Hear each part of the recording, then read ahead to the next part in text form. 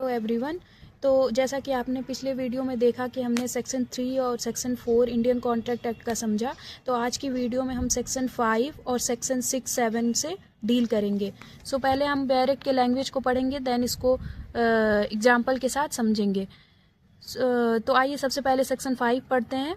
Revocation of proposals and acceptance. A proposal may be revoked at any time before the communication of its acceptance is complete as against the proposer, but not afterwards.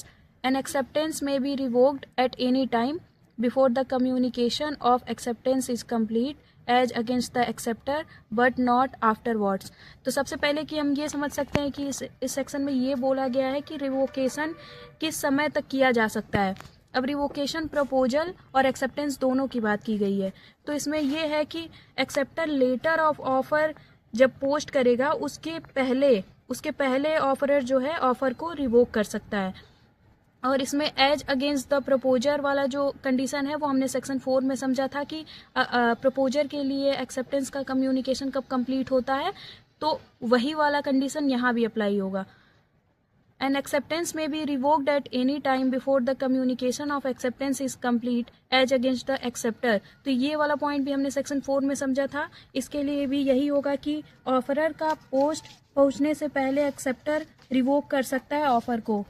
Like अगर 9 जनवरी को offeror के पास पहुंचना है तो उससे पहले acceptor चाहे तो प्रपोजल को रिवोक कर सकता है। So this is all about section 5। अब हम सेक्शन 6 को समझेंगे। सेक्शन 6 में जो प्रपोजल है, केवल प्रपोजल के रिवोकेशन की बात की गई है कि कैसे प्रपोजल का रिवोकेशन होता है। तो बेसिकली इसमें 4 सब क्लॉजेज हैं जिसको हम 1 बाय 1 करके समझेंगे। So by the communication of the notice of revocation by the proposer to the other party.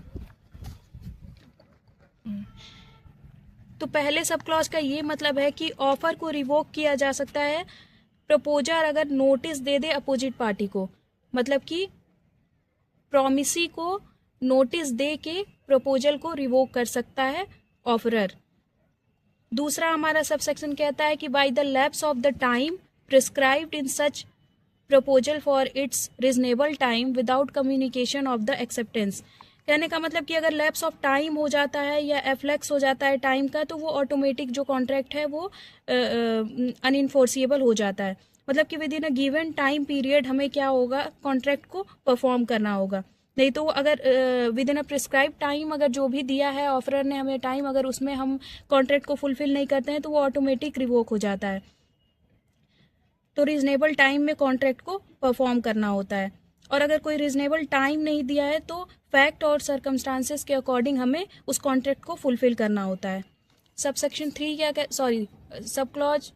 Clause 3 क्या कहता है, by the failure of acceptor to fulfil a condition precedent by the acceptance. कहने का मतलब कि suppose proposer है, उसने कोई कंडीशन रखा है कि और उसमें ये रखा है कि उसको कुछ एडवांस में पेमेंट करना है। अगर इस चीज़ को एक्सेप्टर नहीं एडवांस पेमेंट करता है, वो ये कहता है कि वो 1 टाइम में ही सारा पेमेंट करेगा, तो अगर उस कंडीशन को फुलफिल नहीं कर रहा है, प्रपोजर की कंडीशन को फुलफिल नहीं कर रहा है एक्सेप्टर, तो भी ऑटोमेटिक रिवोक हो जाएगा प्रपोजल। 4th पॉइंट ये है कि बाय द डेथ और insanity of proposer if the fact of his death और insanity comes to the knowledge of the acceptor before the acceptance. Acceptance से पहले ये पता चल गया कि जो प्रपोजर था, जिसने प्रपोजल रखा था, या तो वो पागल हो गया है या तो वो मर चुका है, तो इस कंडीशन में ऑटोमेटिक जो है वो रिवोकेशन हो जाता है प्रपोजल का। तो ये है हमारा सेक्शन 6 इंडियन कॉन्ट्रैक्ट एक्ट का। अब हम सेक्शन 7 समझेंगे, जिसमें ये है कि acceptance must be absolute. Acceptance must be absolute का मतलब ये हुआ कि जैसे प्रपोजल रखा गया है उसी के अकॉर्डिंग उसका एक्सेप्टेंस देना, उसमें कोई चेंज नहीं करना।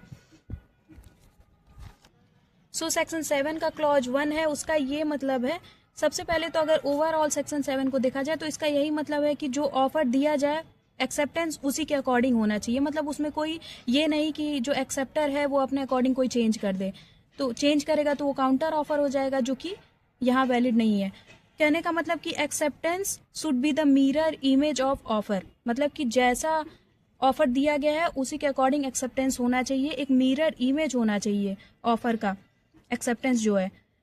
क्लॉज 1 कहता है बी एब्सोल्यूट एंड अनक्वालिफाइड। इसका ये मतलब है, अनक्वालिफाइड का मतलब ये है कि कोई भी without adding other additional conditions in offer, मतलब कि अपने तरफ से कोई एडिशनल कंडीशन नहीं ऐड कर सकते हैं।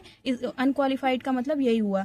फॉर एग्जांपल, ए ऑफर करता है बी को कि अगर तुम मेरा 2 BHK फ्लैट परचेज करोगे 20 लाख में, तो तुमको 10 लाख पहले पे करना होगा, मतलब फुल पेमेंट के पहले एडवांस में 10 दिन के अंदर 10 लाख पे करना होगा, और टोटल है वो 20 लाख का। तो अगर 90 दिन, सपोज 10 दिन में उसको पे करना है 10 लाख, और वो 90 दिन 5 लाख बस देता है, और वो कहता है कि बाकी के पैसे वो लास्ट में देगा, तो अगर ऐसे कंडीशन खुद एक्सेप्टर रखता है तो ये यहाँ वैलिड नहीं होगा। तो पहले क्लॉज का यही मतलब है कि जैसे ऑफर दिया गया है एक्सेप्टेंस उसका वैसा ही होना चाहिए। क्लॉज 2 क्या कहता है, be expressed in some usual and reasonable manner unless the proposal prescribes the manner in which it is to be accepted. If the proposal prescribes a manner in which it is to be accepted, the acceptance is not made in such manner. The proposer may, within a reasonable time after the acceptance is communicated to him, insist that his proposal should be accepted in the prescribed manner and not otherwise. But if he fails to do so, he accepts the acceptance. कहने का मतलब कि सबसे पहले हम ये समझेंगे कि यूजुअल और रीजनेबल मैनर का मतलब क्या है। तो यूजुअल और रीजनेबल मैनर का ये मतलब है कि अगर कोई पर्टिकुलर मैनर नहीं दिया है एक्सेप्टेंस में, तो जिस मोड में किसी मोड में भेज सकता है वो अपना एक्सेप्टेंस, चाहे वो ईमेल से भेजे, चाहे फ़ोन से भेजे, चाहे टेक्स्ट से भेजे। लेकिन अगर प्रिस्क्राइब मैनर, कोई पर्टिकुलर प्रिस्क्राइब मैनर दिया है, तो ऑफरर को एक्सेप्टेंस उसी मैनर में देना होगा। After the acceptance of proposal, if proposer wants another mode of acceptance, promise given in another mode, then within a reasonable time, और अगर एक्सेप्टेंस वो दूसरे मैनर में देना ही चाहता है, तो पहले प्रोमिसी को उसे तो कहने का मतलब कि अगर सपोज प्रपोजल का एक्सेप्टेंस हो गया है और प्रोमिसर चाहता है कि मोड ऑफ एक्सेप्टेंस कोई और हो, किसी और मोड, प्रोमिसर अगर ये चाहता है कि किसी और मोड में एक्सेप्टेंस दिया जाए, तो कुछ रीजनेबल टाइम में प्रोमिसर को ये इन्फॉर्म करना होगा प्रोमिसी को कि वो जिस मोड में चाहता है एक्सेप्टेंस देना उस मोड में दे। कहने का मतलब कि अगर कोई रीजनेबल टाइम दिया गया है तो उस रीजनेबल टाइम में प्रोवाइड करे एक्सेप्टेंस, मतलब अपना वो जवाब दे, और अगर नहीं दिया गया है तो जैसा सिचुएशन हो, सर्कमस्टांसेस हो, उसके according they. So this is all about section 5, 6 and 7 of the Indian contract act. I hope आपको ये सारे सेक्शन समझ आए होंगे। Thank you.